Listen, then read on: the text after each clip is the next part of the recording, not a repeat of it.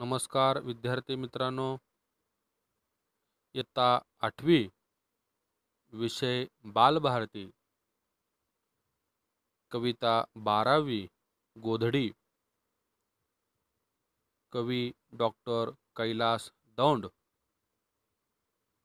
यांचं पूर्ण नाव कैलास रायभान दौंड असं आहे. त्यांचा जन्म 1 जून 1973 साली झाला.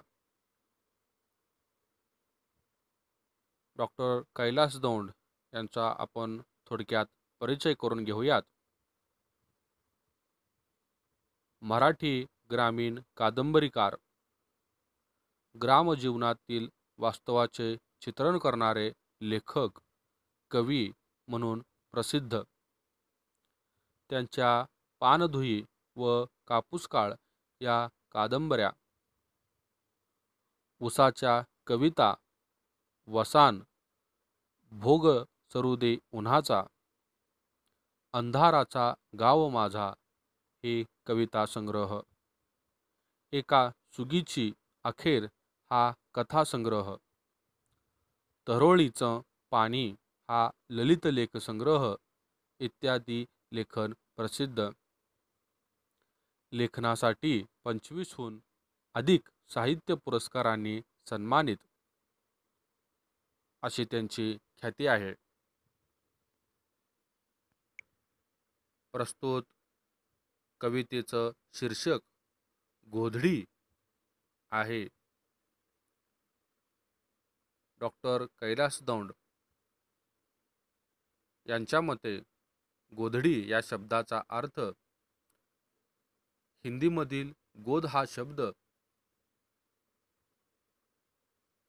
माँ अपने बच्चे को गोद में लेती है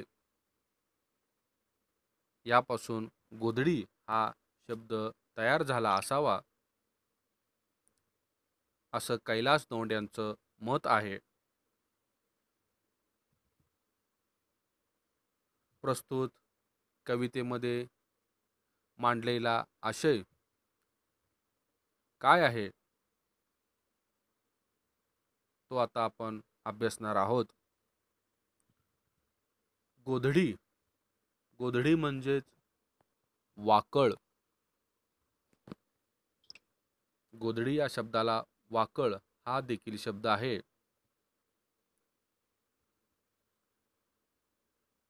घरामध्ये अंथरण्यासाठी व पांघरण्यासाठी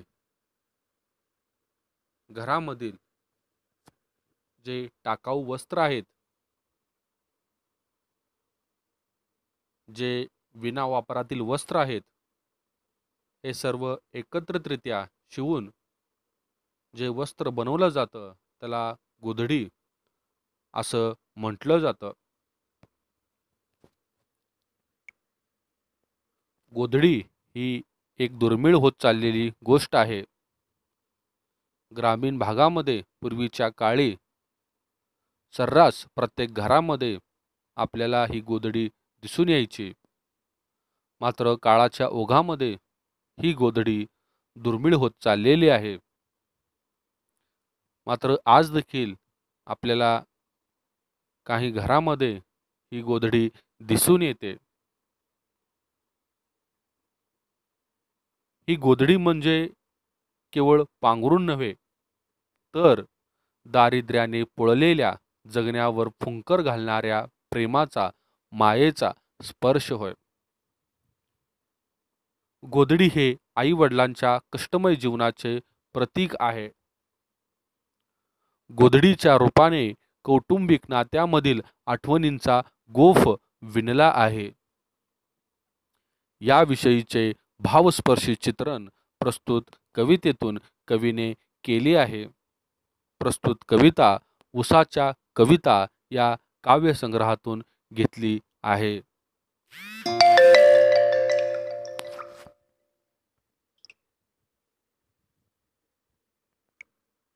ऐका, वाचा, म्हणा. सर्वप्रथम आपण कवितेचे वाचन करूयात.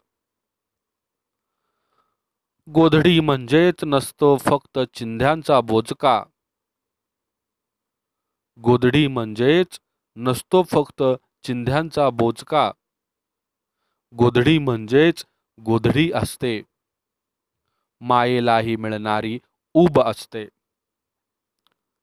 गोधडीला असते अस्तर बापाच्या फाटक्या धोतराचे, किंवा आईला बापाने घेतलेल्या फाटक्या लुगड्याचे. आत गोधडीत अनेक चिंध्या असतात बसवलेल्या दाटी वाटीनं, आईनं दटावून बसवलेल्या. तेव्हा त्या फक्त चिंध्याच नसतात, त्यात असतो मामानं घेतलेला भाच्याचा जीर्ण कुडता. माहेरातून आलेलं आईच्या लुगड्यांचं पटकरू, आणि पहिल्या संक्रांतीला बानं घेतलेलं आईनं असंख्य ठिगळं लावलेलं तिचं लाडकं लुगडं, आणि बाच्या कुपरीच्या बाह्या आईने ते सगळं स्मृतीच्या सुईनं शिवलेलं असतं त्यात. म्हणून गोधडी म्हणजे नसतो चिंध्यांचा बोचका, ऊब असते ऊब. प्रस्तुत कवितेचा भावार्थ आता आपण जाणून घेणार आहोत. गोधडी म्हणजेच नसतो फक्त चिंध्यांचा बोचका, की घरामधील जे विविध वापरात नसलेले कपडे एकत्रित करून जे वस्त्र बनवलं जातं त्याला गोधडी असं म्हटलं जातं. मग ही गोधडी म्हणजे फक्त चिंध्यांचा बोचका नसतो, बोचका म्हणजेच गाठोडे. मग गोधडी म्हणजे काय असतं, तर गोधडी म्हणजेच गोधडी असते, मायेलाही मिळणारी ऊब असते. माया, प्रेम, जिव्हाळा, ही गोधडी म्हणजे फक्त चिंध्याचा बोचका नाही, गोधडी म्हणजे गोधडी आहे, ज्यातून आपल्याला मायेची ऊब मिळते. एखादं लहान मूल जर रडत असेल, त्याची आई कुठेतरी दूर गेली असेल, आणि ज्या वेळेस ते आपल्या आईला पाहतं, आपल्या आईजवळ जातं,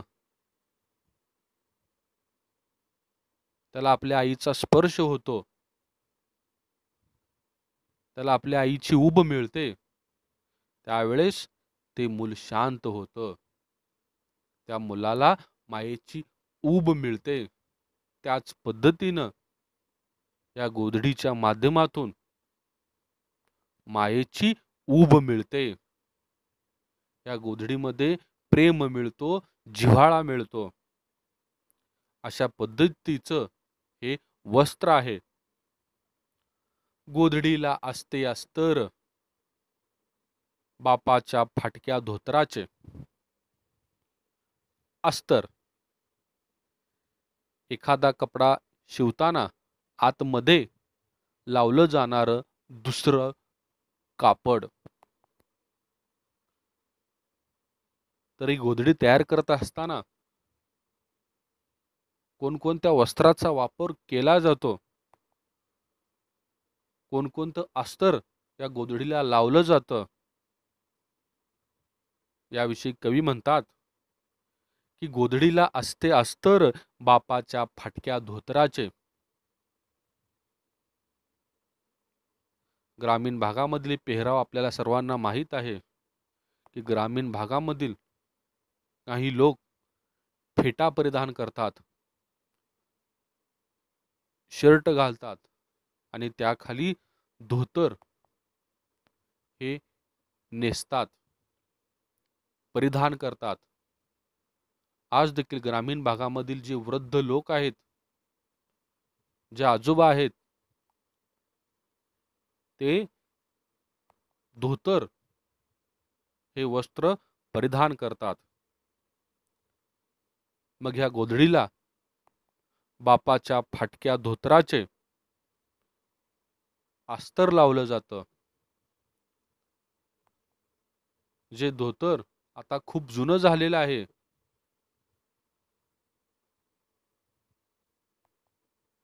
हे वस्त्र हे गोधडी तयार करताना वापरलं जातं.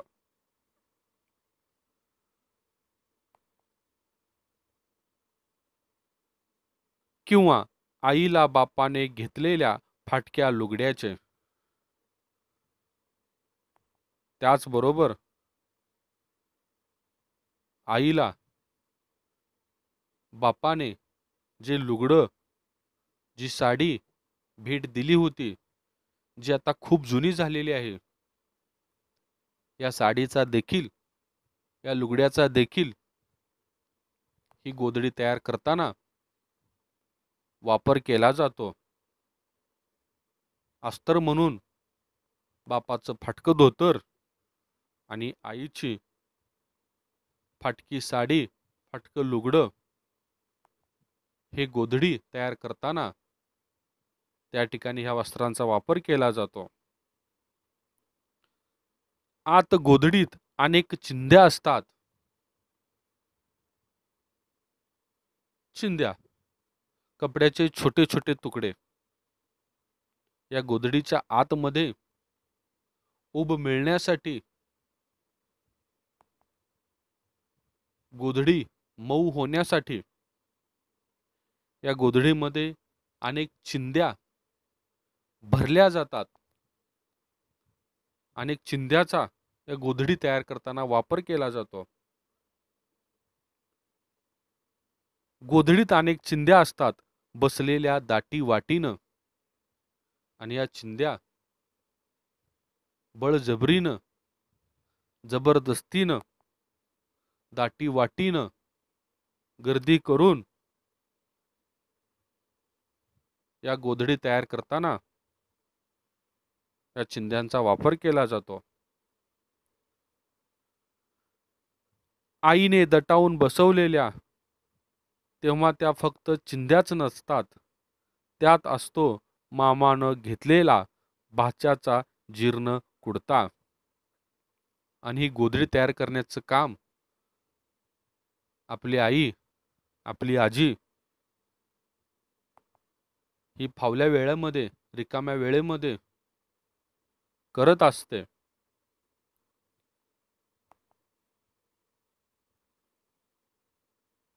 आणि यामध्ये फक्त चिंध्याच नसतात, तर या चिंध्या म्हणजेच काय असतं, तर मामानं घेतलेला भाच्याचा जीर्ण कुडता. की मामानं आपल्या भाच्याला, आपल्या बहिणीच्या मुलाला कधी काळी जे वस्त्र खरेदी केलेले असतात, जो भाचा ती वस्त्र आता वापरत नाहीत, ती वस्त्र आता जीर्ण झालेली आहेत, कुडता, पोशाख, पोशाखाचा तो एक प्रकार आहे.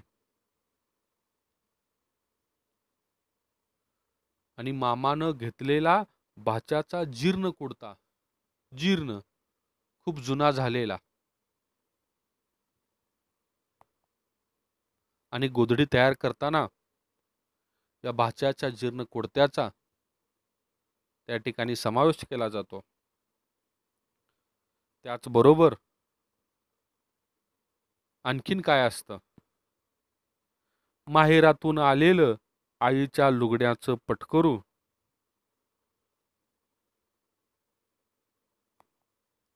की माहेरामधून आलेलं कधी काळी आपल्या जन्मगावी जाऊन आपल्या आईनं, आपल्या आईवडिलांकडून सासरी येताना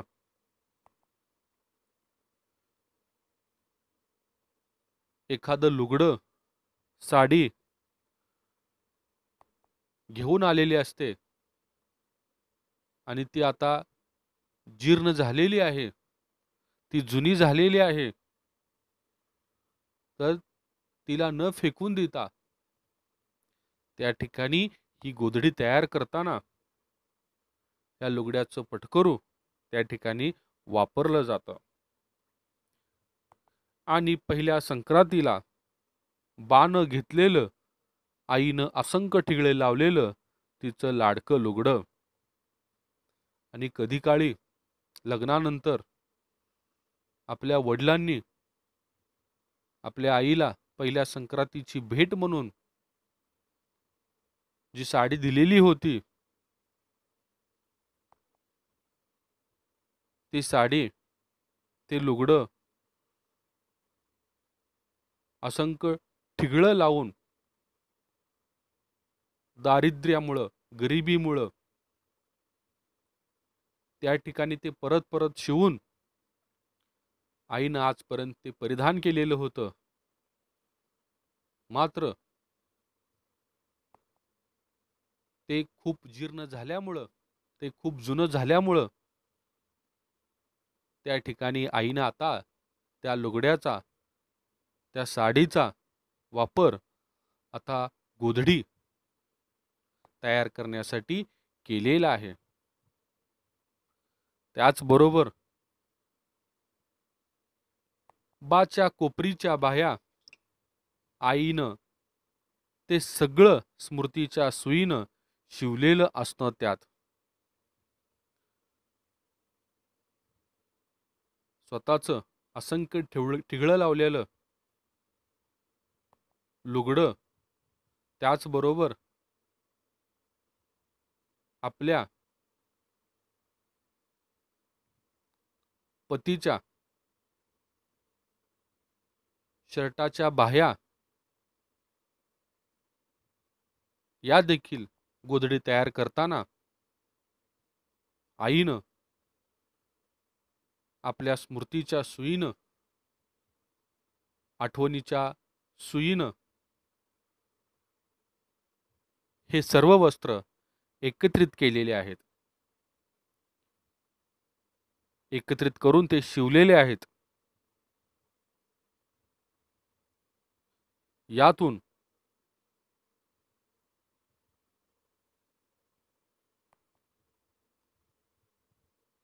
आई वडिलांच्या कष्टमय जीवनाचं चित्र यातून दिसून येतं. या गोधडीच्या माध्यमातून कौटुंबिक नात्यामधील आठवणी, स्मृती जाग्या होतात आणि त्याचा गोफ विणला जातो, तो या गोधडीच्या माध्यमातून. याविषयीचे भावस्पर्शी चित्रण कवीनं या कवितेच्या माध्यमातून केलेलं आहे. म्हणून गोधडी म्हणजे नसतो चिंध्यांचा बोचका, ऊब असते ऊब. या गोधडीच्या माध्यमातून घरातील सर्व व्यक्तींचे वस्त्र एकत्रित करून त्या ठिकाणी ही गोधडी निर्माण केली जाते आणि त्यातून मायेची ऊब मिळते, प्रेम मिळतो, जिव्हाळा मिळतो. अशा पद्धतीनं गोधडी या कवितेचे भावस्पर्शी चित्रण प्रस्तुत कवितेतून कवीने केलेले आहे. धन्यवाद.